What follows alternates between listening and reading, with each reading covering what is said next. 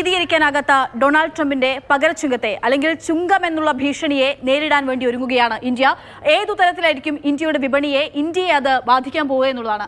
50% തീരുവ ഇന്ത്യക്ക് മേൽ ഡൊണാൾഡ് ട്രംപ് അടിച്ചേൽപ്പിക്കുമ്പോൾ എങ്ങനെയാണ് ഇന്ത്യൻ വിപണിയിൽ അത് പ്രതിഫലിക്കാൻ നോക്കുമ്പോൾ നോക്കൂ, 18% ഇന്ത്യ അമേരിക്കയിലേക്ക് കയറ്റുമതി ചെയ്യുന്നത്. അപ്പോൾ ആ 18% എന്ന് പറയുമ്പോൾ അതിനൊരിക്കലും കുറച്ച് കാണേണ്ടതില്ല. ഇന്ത്യയെ സംബന്ധിച്ചിടത്തോളം ഇന്ത്യ ഏറ്റവും കൂടുതൽ സാധനങ്ങൾ ഇന്ത്യയിൽ നിന്നും വാങ്ങുന്ന രാജ്യം എന്ന് പറയുന്നത് അത് അമേരിക്കയാണ്. ട്രേഡ് പ്ലസ് രാജ്യമാണ് അമേരിക്ക എന്ന് പറയുന്നത്. അപ്പോൾ സ്വാഭാവികമായിട്ടും അത് നമ്മളെ വിപണിയെ വലിയ തോതിൽ തന്നെ ബാധിക്കും.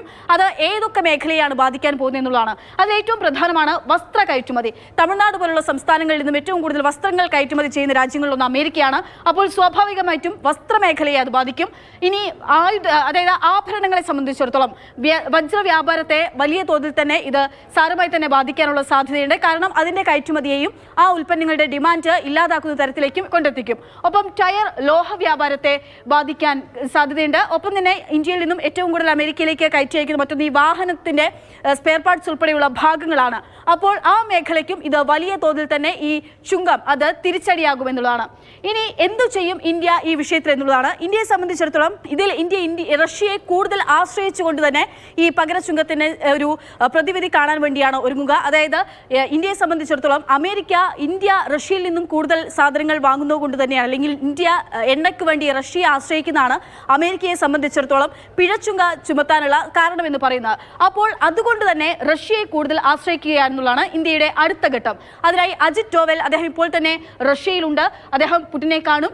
ഒപ്പം വിദേശകാര്യമന്ത്രി എസ് ജയശങ്കർ ഉൾപ്പെടെയുള്ള ആളുകൾ റഷ്യയിലേക്ക് തിരിക്കുമെന്നുള്ളതാണ്. അങ്ങനെ റഷ്യയുമായിട്ടുള്ള നയതന്ത്ര ബന്ധം അത് കൂടുതൽ ശക്തിപ്പെടുത്താൻ വേണ്ടിയിട്ടുള്ള ഒരു ശ്രമമായിരിക്കും ഇന്ത്യയെ സംബന്ധിച്ചിടത്തോളം ഈ വിഷയത്തിൽ ഇനി ഉണ്ടാകാൻ പോകുന്നത്.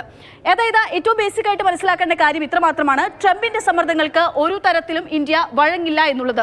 ഇനി നമുക്കറിയാം, നമുക്കുമേൽ ഈ പകരച്ചുങ്കത്തിനോടൊപ്പം +25% എന്നുള്ളത് അത് പിഴച്ചുങ്കമാണ്. അത് ചുമത്താനുള്ള കാരണം എന്ന് പറയുന്നത് റഷ്യയെ ഇന്ത്യ ആശ്രയിക്കുന്നു എന്നുള്ളതാണ്. റഷ്യയിൽ നിന്നും സാധനങ്ങൾ ഇങ്ങോട്ടേക്ക് ഇറക്കുമതി ചെയ്യുന്നു എന്നുള്ളതാണ്. അപ്പോൾ നമ്മൾ മാത്രമാണോ റഷ്യയിൽ നിന്നും ഇറക്കുമതി ചെയ്യുന്നത്?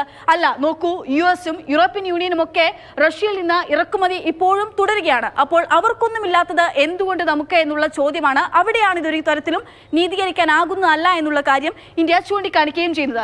അപ്പോൾ ഈ കാര്യം കാണിച്ചുകൊണ്ട് ലോകത്തിന് മുൻപിൽ, രാജ്യാന്തരങ്ങൾക്ക് മുൻപിൽ, മറ്റു രാജ്യങ്ങൾക്ക് മുൻപിൽ ഈ വിഷയത്തെ നേരിടാൻ വേണ്ടിയിട്ടായിരിക്കും ഇന്ത്യയുടെ ശ്രമം ഉണ്ടാവുക.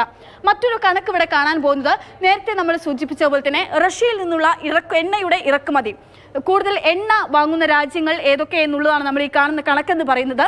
റഷ്യയുടെ ആകെ എണ്ണയിൽ 47% വാങ്ങുന്നത് ചൈനയാണ്. ചൈന എന്നുള്ള വലിയ രാജ്യമാണ്. അതിന് 36% നമ്മളാണ് വാങ്ങുന്നത്. 36% ഇന്ത്യ വാങ്ങുന്നു എന്ന് പറയുമ്പോൾ ഇത് ഇപ്പോൾ കൂടിയ കണക്കാണ്. റഷ്യ യുക്രൈൻ യുദ്ധത്തിന് ശേഷമാണ് കൂടുതൽ എണ്ണ ഇന്ത്യ റഷ്യയിൽ നിന്ന് വാങ്ങാൻ ഇടയായതെന്നുള്ള കാര്യം കൂടി ഓർക്കേണ്ടതുണ്ട്. ബാക്കി 6% അത് യൂറോപ്യൻ യൂണിയനാണ് റഷ്യയിൽ നിന്നും വാങ്ങുകയും ചെയ്യുന്നത്. അപ്പോൾ സ്വാഭാവികമായിട്ടും ഇന്ത്യ ഇനി എന്തായാലും രണ്ടും കൽപ്പിച്ച് മുന്നോട്ടെന്നുള്ളതാണ്. ഒരു തരത്തിലും ഡൊണാൾഡ് ട്രംപിന്റെ വെല്ലുവിളികൾക്ക് മുൻപിൽ ഇന്ത്യ കീഴടങ്ങില്ല. പകരം പ്രതിവിധികൾ കണ്ടെത്തിക്കൊണ്ട് ഇന്ത്യയുടെ വ്യാപാര സമ്പദ് മേഖലയെ മുന്നോട്ട് നയിക്കുക എന്നുള്ളത് തന്നെയാണ് ഇന്ത്യയുടെ തീരുമാനം.